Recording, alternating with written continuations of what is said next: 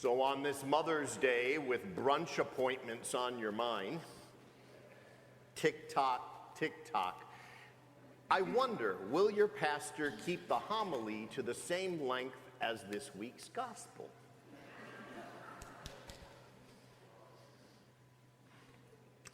No. Actually, it won't be too horribly long. Just long enough, I think. Well, this is Good Shepherd Sunday. And Good Shepherd Sunday is one of these wonderful, wonderful moments in the Easter season where all of us can say, wow, what an insurance policy was purchased for us.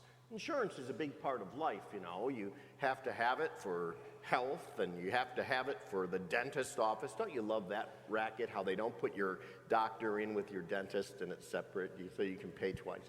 And you got to have it for your car, and you have to have it for, well, when you're not here anymore to take care of your family.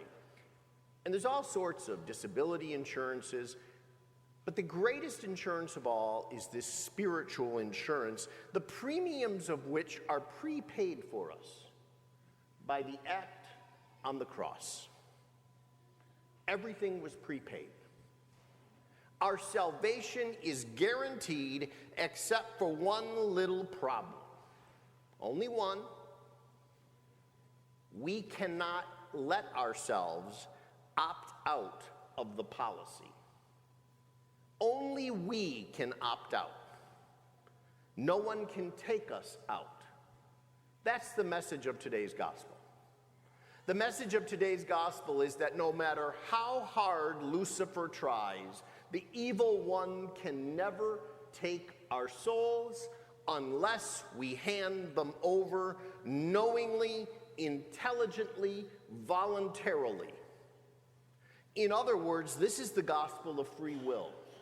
This is the gospel that says you have the ability to take the path you desire to take.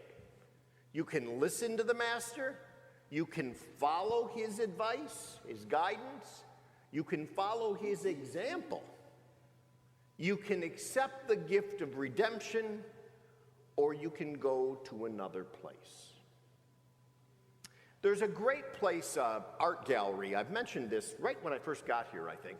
There's an art gallery up in Harbor Springs that really says it all. There's a beautiful painting in the front, and it's called The Road to Perdition.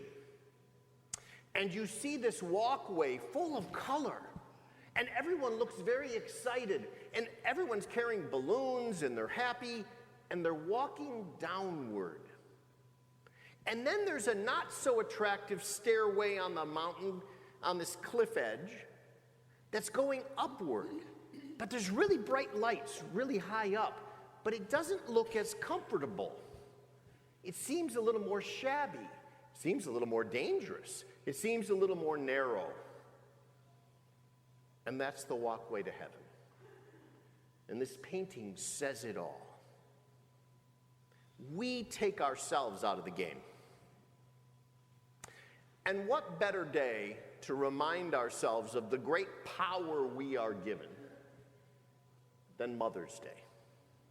Mother's Day. Who was the only perfect human, and you can't count Jesus because he cheated because he's God. So, who's the only perfect human ever to exist? Mary the Virgin. That's it. Our mom. Our spiritual mom. All of our mom. And if we follow her way, what do we find? Well, we find that the result is pretty much the way it is when a son or a daughter follows the way of any decent, good, solid mom.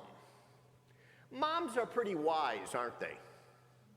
Moms can see things that you and I sometimes can't see. I don't know what happens when momdom is established, but somehow through osmosis, they are given this wisdom. And good daughters and sons have to follow that wisdom. Usually their sense, their inclination, their guesswork is better than our facts, our logic.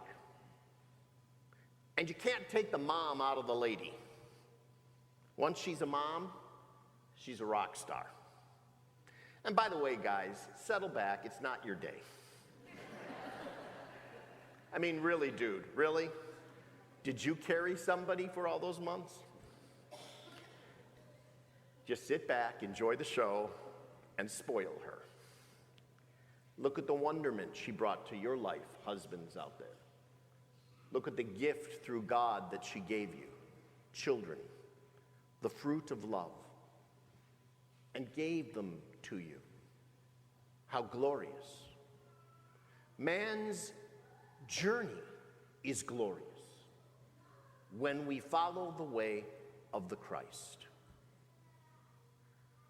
The readings today, and by the way, don't think I didn't get a little joy out of the fact that two of my best readers were here today and they read 3 times longer than I had to.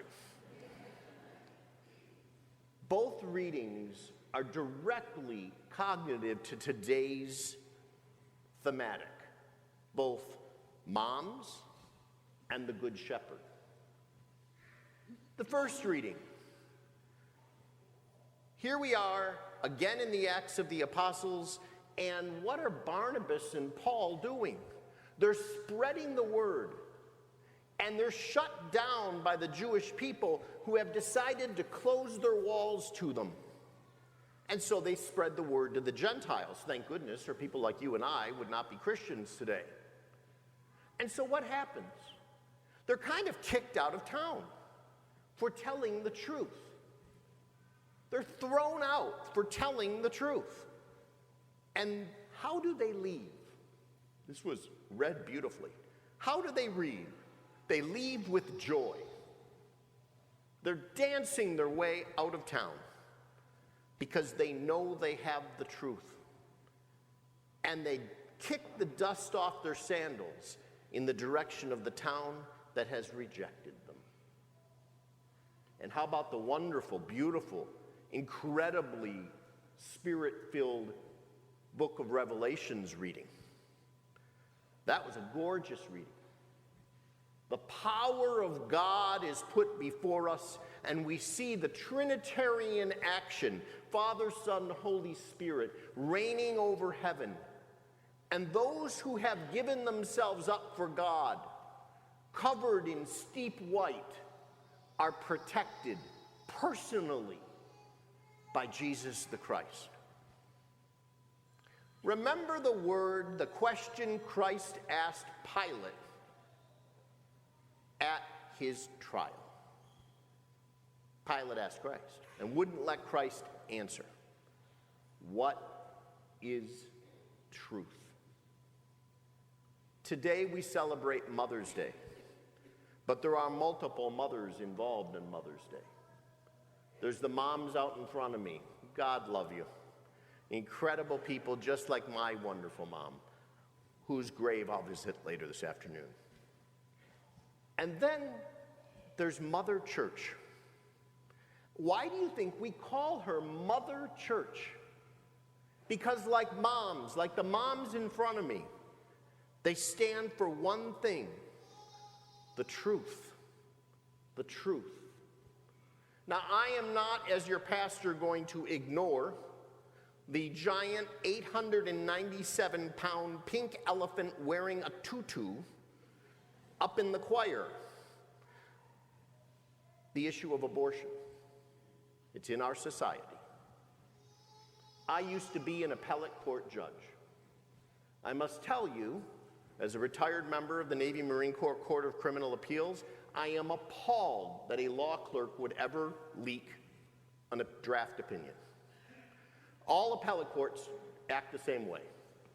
You write a draft. I've done them on the death penalty before. You write a draft, it goes around, it circulates, people sign up to it, you see what the vote is. I have no idea the way the Supreme Court decision is going to come out. And by the way, either does the press. And the amount of speculation you see out there is bizarro.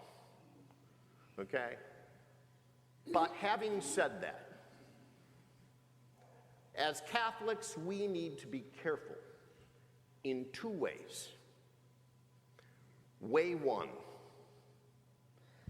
remember we are about mercy and forgiveness. Mercy and forgiveness. People have no idea the stress on a young lady that makes her make the decision she regrets for the rest of her life.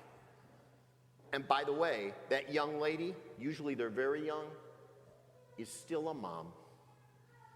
And when she gets to heaven, if she seeks absolution and receives it, and the lete sententia, or automatic writ of excommunication, is lifted by the priest in the confessional, a great honor for a priest, she's back in the fold, she will see her baby in heaven. And we must always remember that we must be merciful and kind and compassionate. And the day we are not, we cease to be Catholic Christians. That's the first thing. The second thing to watch out for is be truthful. Be truthful. We stand for life. We stand for life all the time.